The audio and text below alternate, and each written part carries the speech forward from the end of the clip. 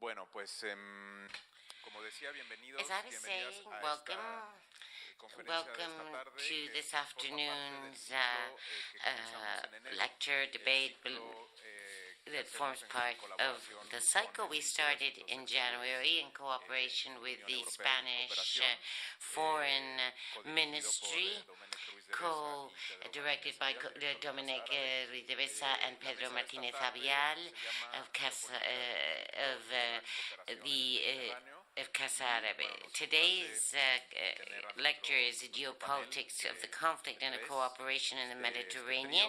We have a panel of three speakers, three thinkers who between now and 8:30 will try to navigate the different elements of geopolitics in the Mediterranean, of the countries, not only those concerned by the countries that come under the area of interest of Casa Árabe, but also those that in the relationship with the European Union and their neighborhood, whether in Africa or the Middle East or the European continent. So this afternoon with us we have Gerald Knaus, founder of the European Stability Initiative, Kristina Kausch, senior researcher of the German Marshall Fund, and moderating will be Eduard Soler, Lecha, senior researcher at the CIDOB, and this morning he participated in a seminar talking about these subjects in Barcelona, and we have a very close and fruitful cooperation with the CIDOB. Well, thank you, Karim. To start out, I'll speak in Spanish. Later, I'll be speaking English as well. You know, you have simultaneous interpretation. First of all, I'd like to thank Casa Árabe and the Spanish Foreign Ministry for this opportunity of bringing the three of us together here this evening. It's a wonderful opportunity for me to be flanked by two persons I very much admire and who have two great virtues, I would say. The first virtue they have is they speak very clearly, no roundabouts, and they pinpoint the subject on the agenda. And they're also people who make very many propositions and hands-on. In the think tanks, they ask us for new proposals or new ways of analyzing the world.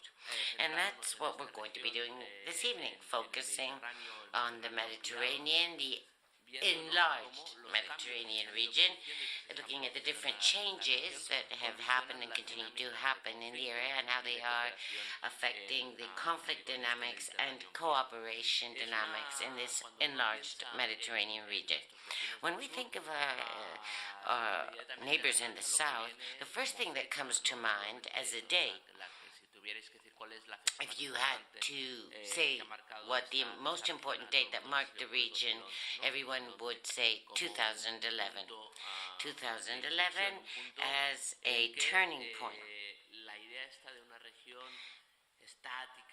in which this idea of a static, unmoving region, if it ever was true, which it wasn't, changes suddenly, and that will for change, the diversity of actors pushing towards new horizons.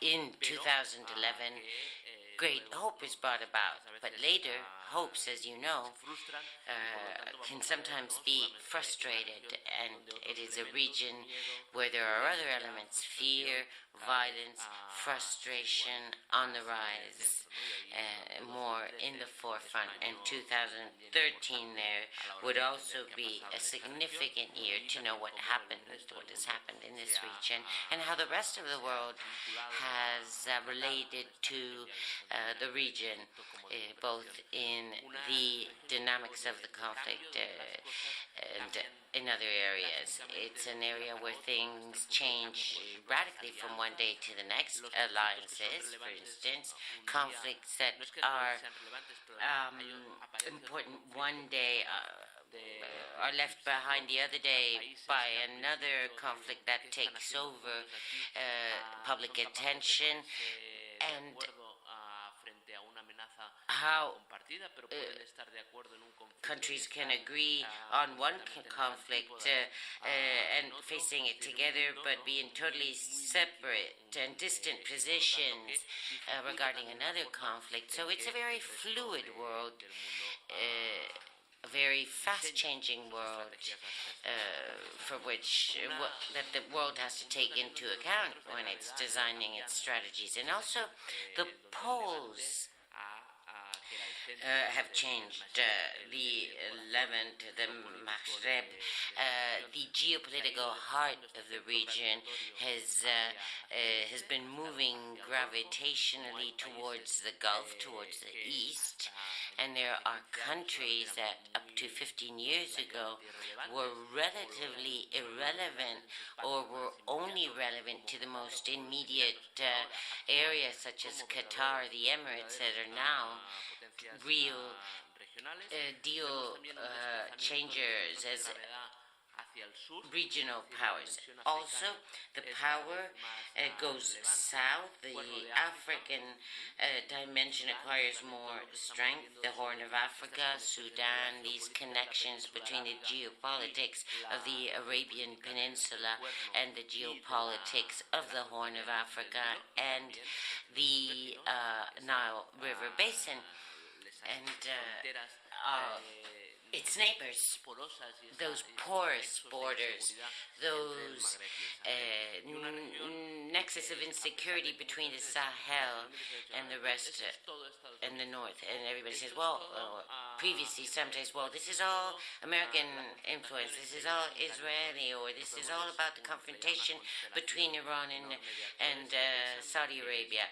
But no, there are many, many more actors who are capable of reorienting this area to in one or another direction in order to try to understand this liquid area and how the dynamics of cooperation and conflict evolve. We have two excellent colleagues, analysts and speakers, all three, today, this evening with us. What I've considered doing, I hope you like it, is to give this format of an interview. I'll ask them questions.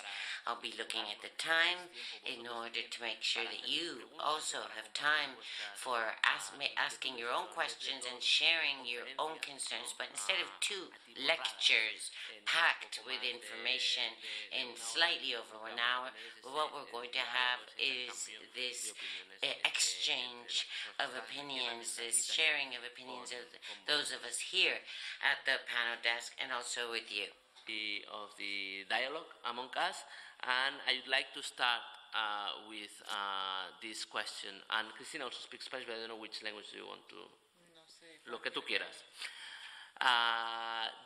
Whatever you want. I would like to ask both of you, which is the single most relevant change that you identify in this region since 2011, and which actors do you think that are on the rise, shaping this region, shaping the future of this region, or the way external actors, including Europe, relate to them? Kristina, empiezas, you can start.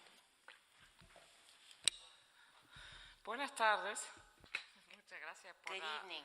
introducción. Thank you very much Gracias a for this Casa introduction, Porto. and thank you, of course, to Casa Karim for organizing this meeting. Nos has dado mucho, ¿cómo se dice? Mucho crédito con antelación. You have given us much credit in ¿Cuáles advance, son los? so now we have to live up to it. ¿Cuáles son los? Habla español, ¿no? ¿Está bien? Mejor. You all Spanish better? All right. El mayor cambio. What have been the biggest changes Relevante para la región. Ahí me relevant pregunto, to the cuando recibí region? esa pregunta, cuando me When I preguntaste, hear that question, when you sent it to me, ¿relevante para quién? I said, relevant to whom? Was what I asked myself.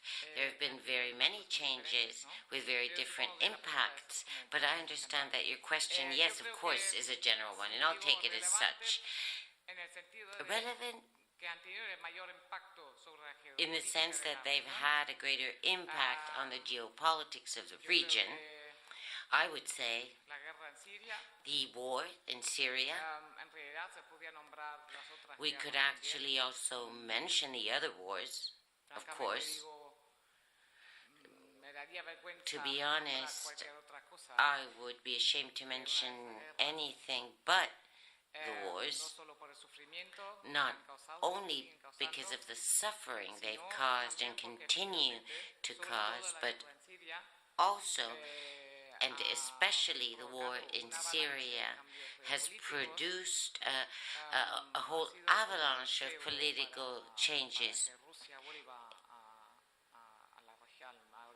It has led Russia to return to the Middle East that they had abandoned during the Cold War. It has been the first great proxy war. Por delegación, gracias. De esa nueva generación de proxy wars que estamos viendo new ahora, generation como of proxy wars that we are seeing almost as the norm in the region, and it's produced an avalanche on Europe because it's totally changed the domestic or internal priorities in Europe, inside Europe, and towards the region. This said, I do want to mention one more thing. In terms of external factors, the event that has changed things the most was Trump's election in 2017. Because of its inflammatory rhetoric, yes, but also because in real life he has changed things, and we're seeing it every day with all the differences with Europe over Iran, with the alleged new plan for Palestine. So he has changed the politics of the United States in the region considerably, for the best or for the worse. In my case, for the worse. Changing the status quo and also changing the behavior of almost every other actor in so doing. And I still believe that the United States is directly or indirectly the most important actor in the region, beyond some people talking about their withdrawal from the region, and also the other global, regional, and regional actors do many of the things they do in the region to have an influence over the United States in one way or another. So I leave it at that. Thank you, Kristina. Gerald. Conflict and cooperation in this region since 2011, and who is in the driving seat? Well, thanks a lot, first of all, for this opportunity, and let me thank the Casa Árabe and the Spanish Foreign Ministry for this chance to share some ideas. To answer quickly on your first question, I mean, what has happened in the last few years is quite extraordinary. The Mediterranean and the conflicts around the Mediterranean, from Syria to Libya, have actually moved to the center of European politics everywhere with their consequences. You had from Sweden to Hungary, to Poland, to Germany certainly, where I've been following this most closely, the consequences of migration, of refugee movements coming from or via the Mediterranean move the whole political debate in a new direction. The rise of the far right across many of these countries, the electoral successes of populist far-right, anti-European parties from Poland to Hungary to the Czech Republic to Germany, new parties entering parliaments, is all related to Europe's failures in the Mediterranean. And by Europe's failures, I mean both the humanitarian failure of seeing 17,600 people drown in the Mediterranean in 5 years, a catastrophe that is similar to wars in terms of the casualties, 17,600 people dying on the way from the south of the Mediterranean, or in the case of Turkey, from the east to Europe, and in the sense that Europeans can only cope with this crisis of migration by suspending all their belief in the core values that have created Europe a few decades ago. What we've been seeing is politicians of leaders, prime ministers of member states, arguing that if Europe wants to cope with the threats of the south of the Mediterranean, it needs to suspend the Refugee Convention, the European Convention on Human Rights, the Torture Convention, because what Europe is facing is a mortal existential threat. Now, I could quote to you the speeches that Viktor Orban, the Hungarian Prime Minister, has been giving in the last few years. Speeches that are no different from the ideology of neo-fascist identitarians that talk about Europe being subject to a conspiracy, an invasion, a replacement of the population, ideas that are no longer at the radical fringe, but are now at the center of European politics. And this creates a real threat, but also an opportunity. The threat is, if this wins, this political agenda, if European governments, more and more of them, see the south of the Mediterranean only as an existential threat that in fact requires us to change our own values so that we can cope, to become brutal, to become ruthless, to let people drown at sea instead of rescuing them, to suspend the right to asylum, to work with people who torture. If this is the future, then the effect will be a disaster, not just for the Mediterranean as a whole, but for the rest of Europe. If, on the other hand, we see this threat and define a credible policy, a humane policy, that requires us to have new kinds of partnerships south of the Mediterranean, then this crisis might actually lead to a redefinition of European perception of cooperation with, for example, Tunisia or Morocco or other countries in the region. So we are really at a crossing point where we can either go right or left. We can either go the way that Matteo Salvini in Italy wants us to go, to talk about a threat that is existential, that will destroy European civilization, or we can go in the direction of a coalition of European democracies that says, no, we can actually not only preserve European values, but create a different relationship with the south of the Mediterranean. And this is the choice we face, and I think Spain is at the center of this, with other countries in Europe, to form a partnership to respond constructively and creatively.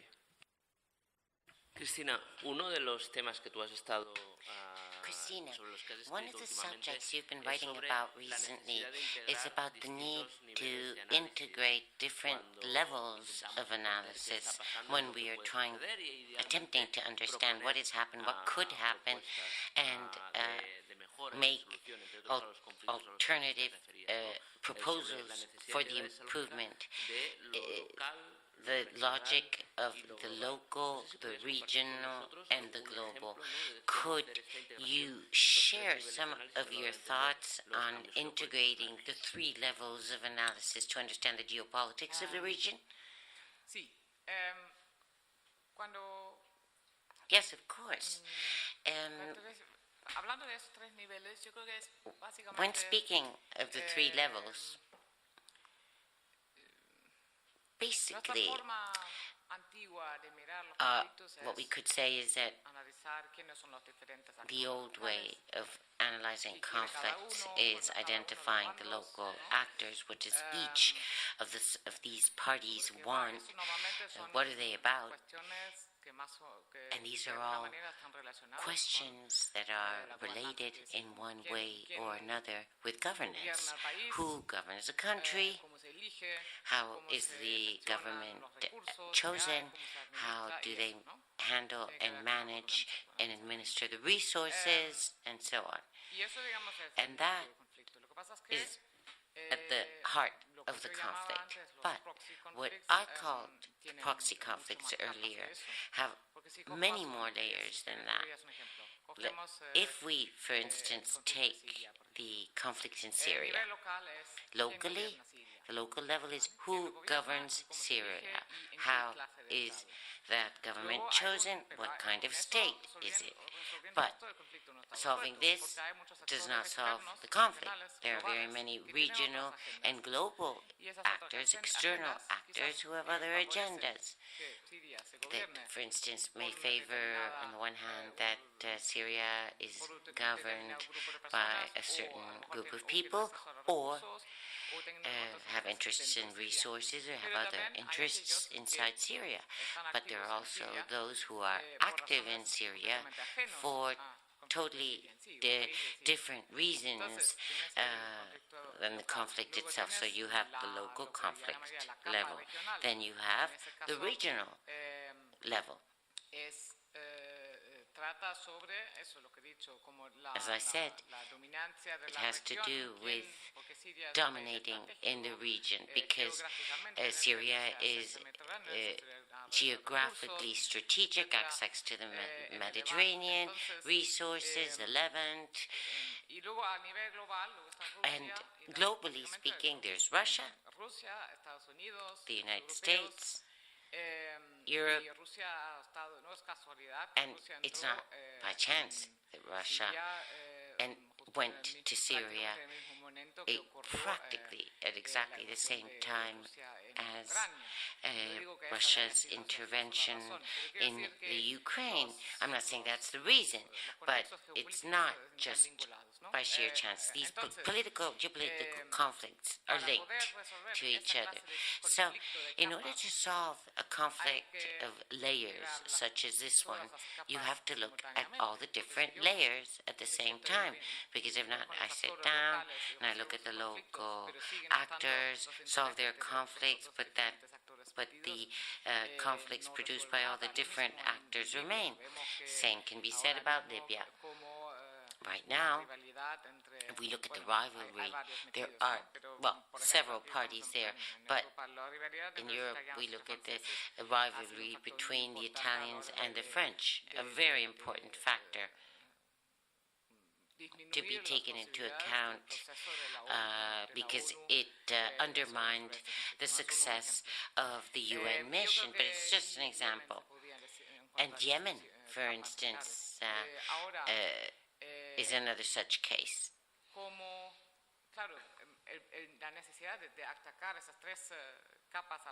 The need to take on the three layers at the same time, which are multi-layered in turn, is very difficult, politically speaking, in terms of their being operational, because they're much more difficult to solve. There is no single source. And just to comment on this, not only do we have these three layers that overlap, but also the different conflicts on the table. You've talked about the new conflict, so to speak, but also there's an overlap or overlay with previous conflicts. Many people talk about the Palestinian conflict. Israeli-Palestinian conflict has been sidelined by these new conflicts that have cropped up, but it's connected also with very many of the conflicts you're talking about: Syria, Golan Heights, presence of Russia, or the rivalries, more regional rivalries between Iran and Saudi Arabia, and how this promotes this coming closer of Israel and Saudi Arabia. It's not just focusing on one conflict, but having a much broader view and perspective. It all depends on how you want to structure that image you're building in your brain, to mentally structure or visualize this whole mess.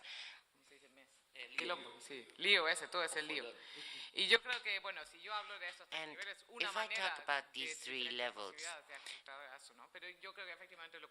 what you're saying, yes, indeed, you're right. There's not just these three levels we're talking about. Of course, there are also the interests of the different powers in the region, the different conflictive subjects, not only the conflicts themselves.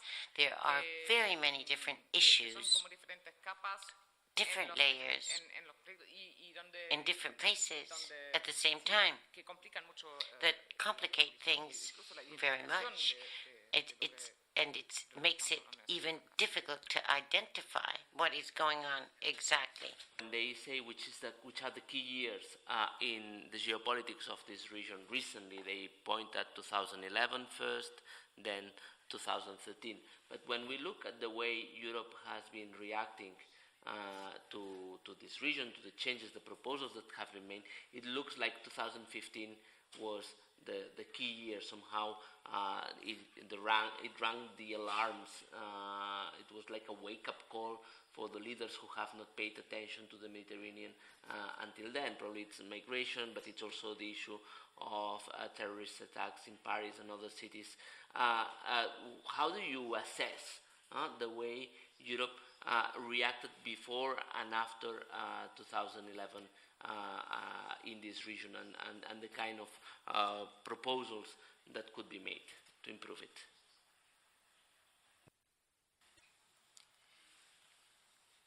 Well, let me try to be very, very concrete. In 2010 or 2012, the Mediterranean posed very few threats to Europeans. Basically, nobody crossed the sea. If we look back in the year 2010, despite Africa having doubled its population in the 25 years before, the total number of people who crossed by boat from Morocco, Tunisia, Libya, Egypt, north to Italy or Spain, was less than 10,000 in the whole year. 2012, it was less than 20,000. So not only did we not have an invasion from Africa, we had negligible numbers of people coming. So, unless you were really interested in the south of the Mediterranean, unless you were Spain and you followed events closely, if you were in Stockholm or Berlin or even Rome, the region was far away. This began to change, actually before 2015, it began to change in 2014, when suddenly Italy had 150,000 people cross. And suddenly the issue was prime politics. What do we do? And people noticed that there was no Libyan state. People noticed the Syrian conflict when people started to cross from Turkey to Greece. And that is the moment where you need a practical response. What do we do? The first response actually was a response full of empathy. But we forget that now. You might remember in 2013, in the summer, the Pope, Franciscus, who was actually his first trip outside of Rome, to the island of Lampedusa, gave a speech in the summer where he gave a very powerful appeal to Europeans to say, stop looking away from the Mediterranean. People are dying. These are our brothers. He used the example of the Good Samaritan, who didn't walk past and looked away from the people, from the person in need. And he called on Europeans to start crying again over the suffering in the Mediterranean. He had this very powerful image of the globalization of indifference. So this was the first big speech of the Pope on a sport field in Lampedusa. And a few months later, when there was this famous accident where 366 people drowned, just outside Lampedusa, a ship caught fire, the response by the Italian government was to send the military, the navy, to start rescuing people at sea. So in 2013, the first response by Europeans to this perceived crisis was actually to create the biggest, in history, the biggest sea rescue effort ever. And in the next 3.5 years, European boats, most of them Italian, most of them initially military, brought 650,000 people from the shores close to Libya to Italy. I think people have forgotten that this has never happened before. Never in the Mediterranean, never anywhere else really. When there was the first boat people crisis after the Vietnam War, there were a handful of private rescue ships by NGOs, and they rescued in 10 years 11,000 people. Well, in the Mediterranean, in 3 years, European boats rescued 650,000 people and brought them to Italy. Okay, so the first response was this. But it was a paradoxical result. The result was more people died. The deadliest period was the second half of this operation, Mare Nostrum. In 6 months, 3,000 people drowned. Why? Because more and more people started coming from the rest of sub-Saharan Africa to Libya. By 2016, you had 180,000 people in 1 year cross the Mediterranean, which means get onto little boats, go out and be rescued by European boats and brought to Italy. Half of them, more than half of them, from six sub-Saharan African countries. And more people drowned. 2016, we had almost 5,000 people die, despite the biggest rescue effort in history. And so what happened in Italy was we had a 180-degree turn. The country that was following the Pope by saying we need to rescue everyone, and we send our military to go, and we are proud of our soldiers rescuing people, became the country where by the middle of 2017, the center-left government said, we need to stop all rescues. We need to stop the NGOs. We need to take away their boats. We need to make agreements with torturers, the so-called Libyan Coast Guard, which at that time, the embassies in Tripoli were writing reports. I know the German embassy had a report where it said conditions are like in concentration camps in which some of these refugees or migrants are held. And they became our partner. So, actually, it was very easy for Matteo Salvini, who in 2014 had 6% of the votes in the European elections, 6%, to suddenly say, I was the only one who was always right. We should have always been brutal, not saved people, worked with whoever wants to stop migration. And suddenly he was the most popular politician in Italy. Today, he stands at 35% in the opinion polls and is likely to be Prime Minister of Italy by the end of the year. This happened within a very short period of time because Europeans had not thought through what a really humane response to this crisis in Libya and to the migration crisis should have been. So what do we do now? Salvini says, stop saving. Take away the NGO boats. Let people drown. This is the end of our core civilizational values. I mean, saving lives at sea is central to who we are. This is 100 years old, but in fact, as a civilizational norm, it's much, much older. Return people that we know will be tortured. I mean, the torture convention was the biggest success of the human rights movement in the 1980s. There is 100% unconditional prohibition on countries to return people to a situation where they might be tortured. And today we are funding such an effort off the coast of Libya. So what are we to do? Well, we need to recognize that we need a better policy. Let me be very concrete. We need to rescue people. We cannot return them to Libya. But what we can also not do is just bring them to Italy, put them on land, and if they need protection or not, say, well, you're now in Europe, you will stay. Because that creates an enormous pull effect where suddenly, in 5 years, we had 40,000 people from Senegal, where there is no political reason to escape. 40,000 people from Senegal reach Italy via Libya. This we need to find a way to stop without people drowning and without people being tortured in Libya. And the only way we can do that is if we have partners, and not Libya, but partners in the countries of origin, where we can say we bring people to Europe, but we have a fast asylum procedure and we return those who do not need protection to their country of origin or to a safe third country, which cannot be Libya. And here I have one concrete idea for Spain, which I discussed today with different people here in the city, which is that we have a model how this could work from Eastern Europe. In Eastern Europe, we have a long border with a country that has 40 million people, a GDP per capita below Morocco, and is at war, Ukraine.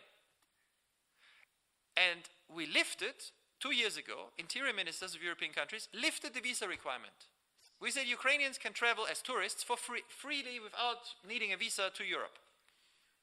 The result is that we don't actually need to build a fence at the border, but Ukraine had to agree in return for this to do two things: to improve its human rights, to improve its security cooperation with our police to fight organized crime, and to readmit, to take back every Ukrainian who is irregular in Europe, who we want to expel, and others who cross through Ukraine to Europe. Now, the result is that Ukraine has to take very few people back because very few people come irregularly. The number of asylum applications for Ukrainians have dropped to half of what they were before. 2 million Ukrainians travel freely and then return. And those who find work in Europe, they then do it legally. In Poland especially, 500,000 Ukrainians got a work permit last year from Poland. So we don't need to build a fence. Imagine if this would be a Spanish proposal to the rest of the European Union. Can we not offer a similar offer to Morocco and to Tunisia? To say to them, if you become our partners in managing migration by taking back those who leave from Morocco or Tunisia, but by treating them humanely, so you can actually take them back because you fulfill the conditions that are required for a safe third country, and by taking back those of your citizens who come irregularly, the flows would stop. You would not have people die. In return, we offer you visa liberalization, and we will help you by resettling refugees, genuine refugees, through UNHCR, from the countries where they need to escape from. Now, in this way, we have an answer to Salvini. And we have an incentive to invest seriously in building up relations with Morocco or Tunisia. Now, this is something that Spain cannot do alone, and the EU as a whole will not do. But if we create a coalition of member states that are interested in this because they are a target of migration, but also because they want to preserve a liberal Europe. Germany, the Netherlands, France, Spain, Greece, Belgium. We could actually, in the next 10 years, have a very different policy on the Mediterranean. Because it's no longer just about doing nice things. It's about our interests and our core values. And it is offering our partners something that is genuinely attractive. So to treat Morocco, Tunisia, as success stories of partnership over the next 10 years, to reduce irregular migration, to strengthen our ability to export human rights standards, and to have an answer to the far right, I think is an attractive vision. And it's one that we need now, and it's one that I hope Spain, the next government, together with others in Europe, can take an initiative on. Gracias, Gerald. We'll see. Si la gente está de acuerdo, si tenéis, como si parecéis que See if creéis que es people una agree idea with this, if you que think podría it's an llegar a idea that Cristina, tú antes could become cuando te he fruitful. pedido sobre qué actores son los que Christina, estaban when I pesando más, asked you about has decidido por what Estados Unidos y actors por weigh the en most, concreto por you Donald Trump. made your choice, the United States, and one specific person, Donald Trump. And we're talking about today about the geopolitics of conflict and cooperation. So let's take it to that arena. Donald Trump is a person who, when he reached power, generated very many expectations, both good and bad. In this region, many governments saw him or looked at him with interest, thinking that his politics would be much lighter with regard to human rights. He will just let us do our thing. There were problems they'd had with the Obama administration. We can now address that, make it work in our favor. So there are very many actors in the region who felt emboldened and strong. Many people remember the saber dance in Riyadh as one of the key moments. Do you think that Donald Trump is and will be an actor that will take us to a situation of even more conflict, and that would make us have to talk about Iran and the Gulf countries, of course, but do you also think that, as opposed to what many people think, Trump can have an effect on the geopolitics and cooperation. You talked about the pact of the century, the agreement of the century. Do you think it will be useless, as many people say, that it will simply anger the Palestinians more and divide the Arab countries? Do you think that under certain circumstances it could generate a different dynamic of cooperation in the area? Yes, it is true. I did mention Trump, and of course he's important, but I think I would rather talk about the politics of the United States, because we focus too much on the person of Trump and the politics of the United States in the Middle East and North Africa. Many of its features are not necessarily linked to Trump, but had already been started before Trump, and he just accelerated them. And it's not that they're going to disappear if Trump ever, or when he ceases to be the President of the United States. First of all, there's the withdrawal of the United States from the Middle East, which is actually non-existent. This never happened. It's not backed by numbers or any other tangible proof. It's a question of perception, a perceived withdrawal, which has an effect. It has many effects, of course, but the strategy of the Trump administration, and even the previous administration, let me reapproach this. I think that the main question of security for the Middle East and the region is who fills the security void left by the United States. And now I seem to be contradicting myself. What do I mean? Because they leave the void. No, they're still there, but they're in the background. Their plan is for regional actors to take the lead in security in the region. It's more or less like, take care of it yourselves. That, of course, includes Europe. They organized a panel on security in the Middle East, and the Americans, whenever they're there, they say, well, the Europeans should be there for them to state what their contribution to security in the Middle East is. You've already heard this. The Trump administration has, what they've done, they've chosen badly.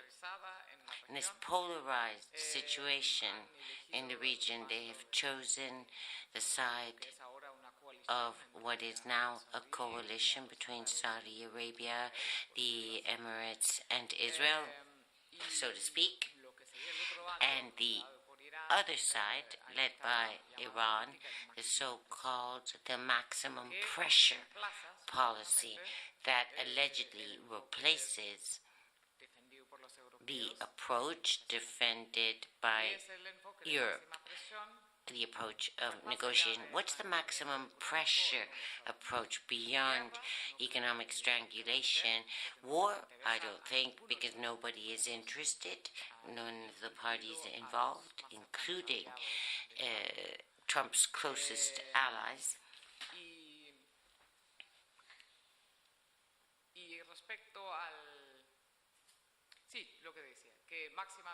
So what I was saying, yes, maximum pressure. The problem with the JCPR, the nuclear accord that is dead, and Europe knows that it's dead despite having done everything to save it, is that the Trump administration withdrew but have not replaced it with anything else. They have no other alternatives, no other proposals. They don't know what to do with Iran. But if we look at this, if we look at the foreign policy of Trump's administration, that maximum pressure is not only exerted over Iran, they're doing something very similar with North Korea and with differences, obvious differences. Venezuela as well. It doesn't.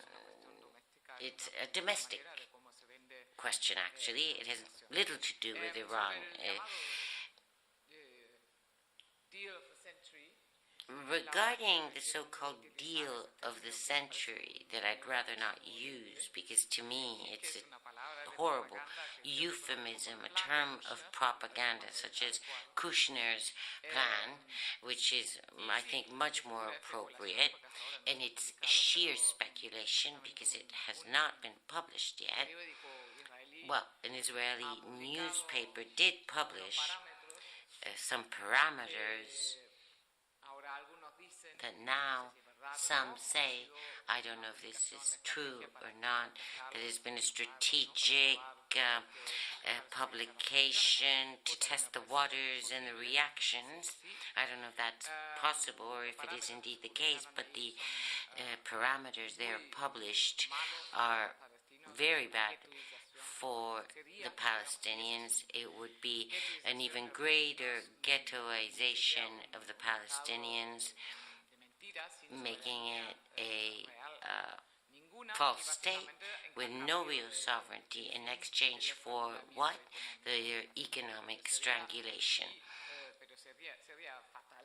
But it would be fatal if the plan does indeed exist. It's really very difficult to envisage this being the foundations for any constructiveness in that relationship.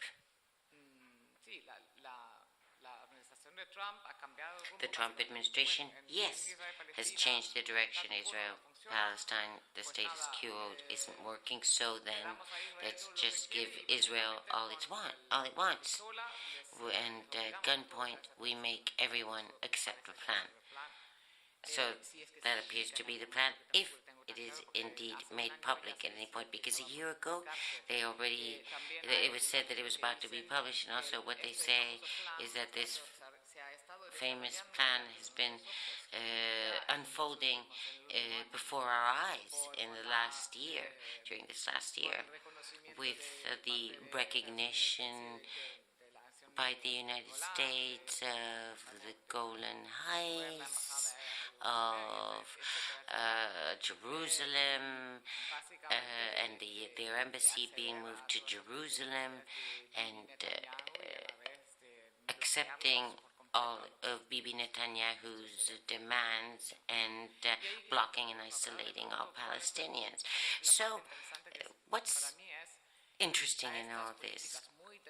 To these very drastic policies towards Iran and the deal of the century, how are Europeans going to react? That's the interesting question.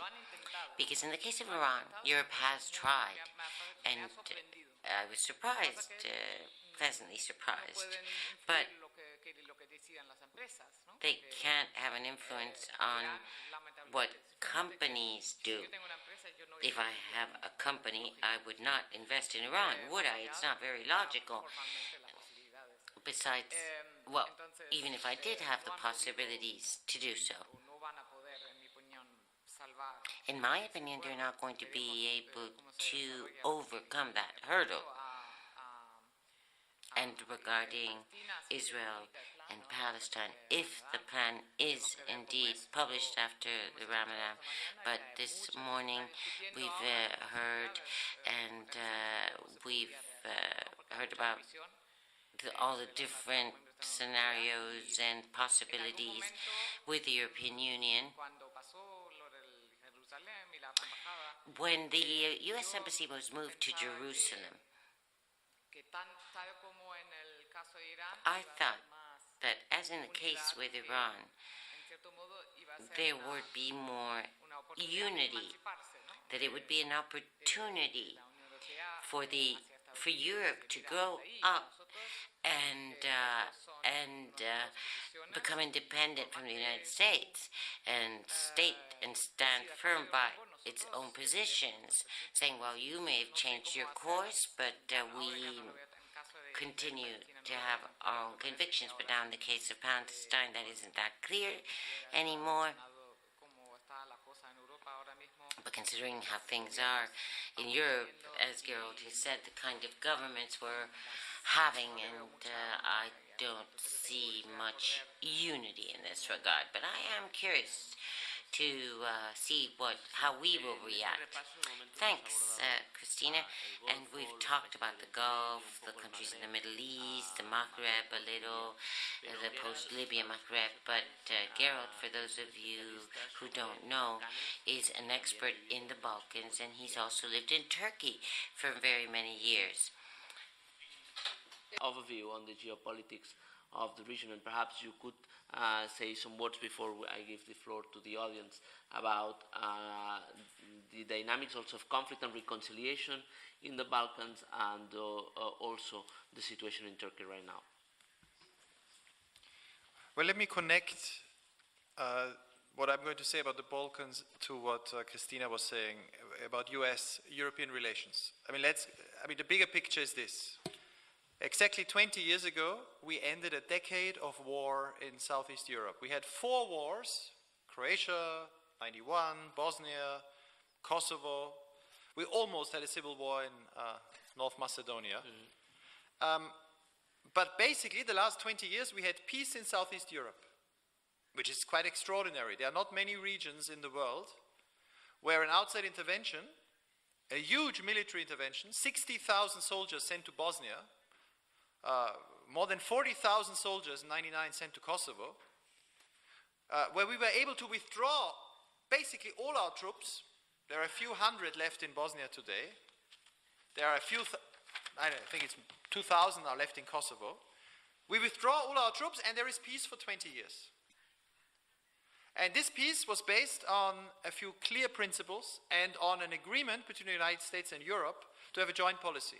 So if we're looking for an inspiring example of European policy to create peace after war, to create reconciliation after conflict, after ethnic cleansing, after genocide in Bosnia, this is it. And yet today, this too is coming under pressure. We've seen this in the last few months, and it also reflects on the US-European relationship.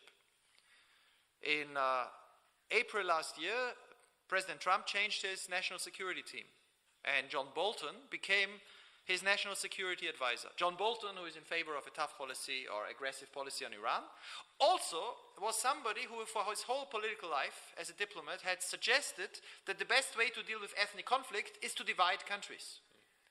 He had recommended this for Iraq, he'd recommended this for Syria, and he'd recommended this for Kosovo. So he's actually said the best way to deal with Kosovo, he said it in 2008, was to divide it into a Serb part and an Albanian part and then move the Albanian part, basically undermining all the values that the US and Europe had supported in the Balkans for the last 20 years, which was that every one of these countries had to be multi-ethnic, that there could be no ethnic borders. So in Kosovo, Serbian is an official language in the whole country.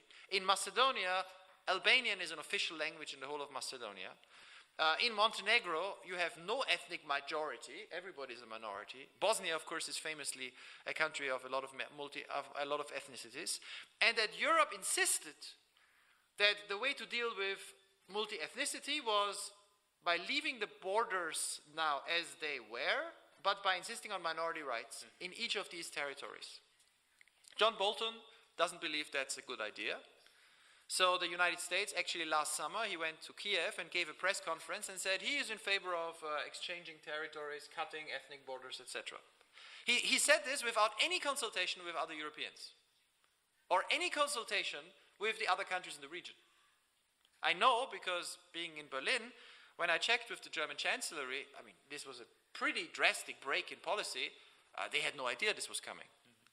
So the Germans, who invested a lot in the Balkans, other Europeans too, Sweden, which is a major donor in the Balkans, France, didn't know that the US would change its policy 180 degrees. Neither, of course, did the NATO members in the region. Montenegro had no idea. They were not asked. North Macedonia, which wants to join NATO, totally against this idea of new ethnic borders, because it's extremely explosive in this region and for Europe as a whole. Imagine if we established a principle now, after 20 years of peace, actually the best way to create new states is to cut them up so that they are all mono-ethnic. But this is now the policy of John Bolton. And Donald Trump wrote 2 letters to the president of Serbia and the president of Kosovo saying, you should talk about this, and if you've agreed on changing the borders, you should come to the White House and we celebrate, without any consultation with the Europeans. Now, in this situation, again, the question is, will Europe just watch, or will Europeans respond with a constructive, credible policy? Well, the only constructive policy that is important, that I think could work, is in fact to reaffirm our support for minority rights, multi-ethnic states, and a credible European perspective. But here we need to be careful. The idea that the Balkan countries can just join the EU as members anytime soon is a fantasy. The Netherlands will not allow it, France will not allow it. They are not ready. And personally, I've been for EU enlargement for a long time. I'm not in favor. I think it would be weakening the EU to have a lot of small countries that have very weak democracies join the EU and then they all become allies of Viktor Orban. This would be a threat. So what we need is a credible policy that is attractive to leaders in the region to stay on a path of democracy and human rights, but that is also credible for Europe. So we've been proposing in the last few months that first the Europeans should say very clearly, and I think again Germany, Spain, France should be loud and clear, we are not in favor of ethnic borders, we are not in favor of changing borders by drawing up along the lines of where minorities live. But secondly, we offer the region a perspective of joining the common market over the next 10 years. In the way that Britain might end up in some shape or form, and as we see, it's incredibly attractive to be in the common market. Britain voted to leave the EU, but then can't agree because the costs of leaving actually are so high that we don't know what will happen. Norway, and I've spent a lot of time there recently, pays the EU for the privilege of being in the common market. If we offer the Balkan countries the prospect that over the next 10 years we will support their efforts to reform themselves to join the common market, including eventually freedom of movement, this is a small region, it's 20 million people, then their borders should become like the border between France and Germany, or between Spain and France, or between Switzerland, which is not in the EU but is inside Schengen, Switzerland and Germany, which you don't see the border, that this is actually the way to stabilize the Balkans. This would be a very European vision. It's realistic, and it is the opposite of the vision of Trump, because it reinforces European principles and multi-ethnic states. So I think that, again, there is a threat and there is an opportunity. And I hope that countries like Spain, which have an interest in the common market, in Schengen, in multi-ethnic states staying together, will take a more active role, constructive role, with others also in the Balkans. Interesting, Neil. So, ahora vamos